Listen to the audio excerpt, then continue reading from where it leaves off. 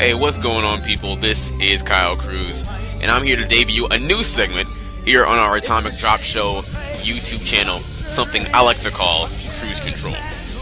And every couple of days, I'm gonna come on here and weigh in with some of my thoughts, with some of my analysis on everything that's going down in the world of professional wrestling. Of course, the big news coming out of this weekend, the emergence of WWE's youth push. Over the past couple of months, some young talent has been put in the spotlight. They've been given the opportunity to shine. Some have hit, some have missed. Jack Swagger came over to Raw, floundered. MVP, people have been saying so many good things about him. Unfortunately, he had a, maybe 1 or 2 week feud against Randy Orton, couldn't capitalize on it. Of course, over the summer, you had that big tag team feud between D-Generation X and Legacy. Legacy opened a lot of eyes in that feud, even though they have kind of wavered and they have kind of faltered off since then. We've seen the biggest emergence, no doubt, the breakout star, I'm saying it right now, the breakout star of 2009, Kofi Kingston, with his high-profile feud against Randy Orton, has stolen the show every single Monday night on Raw. No doubt, in my mind, Kofi Kingston, the breakout star of 2009. And yet, last night, we saw either the smartest move by WWE in a long time, or downright the most baffling. Let me set the stage for you last night. The Governor, Jesse Ventura, was on Raw last night as guest host. He said the same few guys have always been in the main event scene. Guys like John Cena, Randy Orton, even though he's my boy, Triple H, The Undertaker, Shawn Michaels. All these guys continue to be in the main event scene, and he wants to see something new. Jesse Ventura was supposedly all about change, and hey, that's what we've been clamoring for. If you scour the internet, if you scour the message boards, all of the video posts here on YouTube, you will find a call for a new youth movement in WWE. We've been clamoring for it. We've been wanting it. We've been saying for the longest time, hey, they need to build new stars. Superstars themselves, Chris Jericho namely, probably the most outspoken of all of the current crop of WWE superstars right now, saying that they need to establish new stars. There was a story reported a couple of months back. Shawn Michaels came back to the fold and said, hey, he supposedly asked Triple H, hey, what changed? Triple H says, well, nothing. That definitely sent shockwaves throughout the WWE office in Stamford, Connecticut, and they are doing their damnedest. They're trying their hardest to create new stars, and when they try and do that, some fans still complain. I'm gonna say some and not most, but I tell you what, I was up on the internet last night, and when I got up early this morning, I scoured the internet once again, and the feedback has been largely negative to what happened last night. Jesse Ventura made qualifying matches for a breakthrough battle royal that would determine a new #1 contender for John Cena's WWE Championship.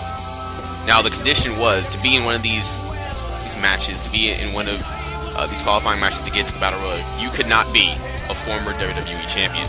Of course, Randy Orton managed to sneak in there, get a spot in the battle royal, but of course he didn't get it because his feud with Kofi Kingston is going strong, and just like I said just a couple of moments ago, he's stealing the show on Raw. So you knew going in that Randy Orton or Kofi Kingston would not be winning this battle royal. When you take a look at all the competition in that battle royal, you had R-Truth, by the way, who was the only SmackDown participant in the entire match, MVP, Mark Henry, Cody Rhodes, Ted DiBiase, and Sheamus. And when you sit back and look at that lineup, Sheamus is the only person who would fit in that main event mix. Cody Rhodes, Ted DiBiase, not there to that level yet. MVP, Mark Henry, R-Truth, no. And I'll tell you why. Because they're faces, and neither one of those three men are ready for a heel turn quite yet. Kofi and Orton are embroiled in that feud, so you know that wasn't going to happen.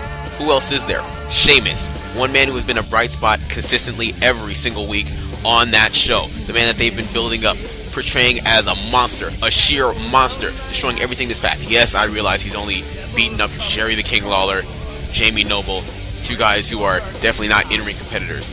I get that, I understand, but they're at least trying. They've been building him up. They built him up nicely on ECW, came over to Raw. He got this super instant mega push, and I like this. WWE is trying something new. We've been clamoring for it all this time.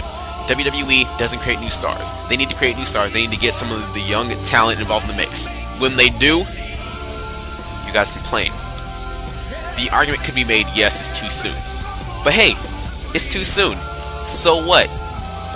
John Cena and Sheamus will collide at TLC coming up in a little under 3 weeks. And if it doesn't work out, so what? Sheamus will not go back to getting buried.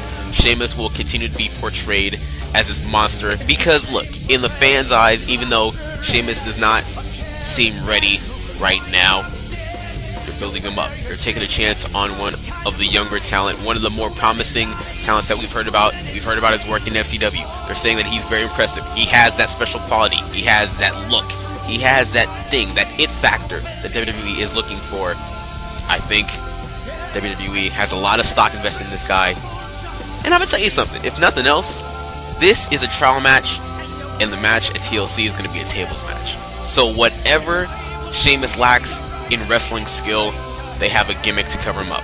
We all know John Cena is far from a ring general. He's not a Triple H. He's not a Shawn Michaels. He's not an Undertaker. He cannot lead a match. But you give him a gimmick, you give him a table match, those two, I think, can produce some quality work. So before you piss on it, before you crap all over this new push that some fans are saying is too soon, give it a chance, see what they come up with over the next 3 weeks.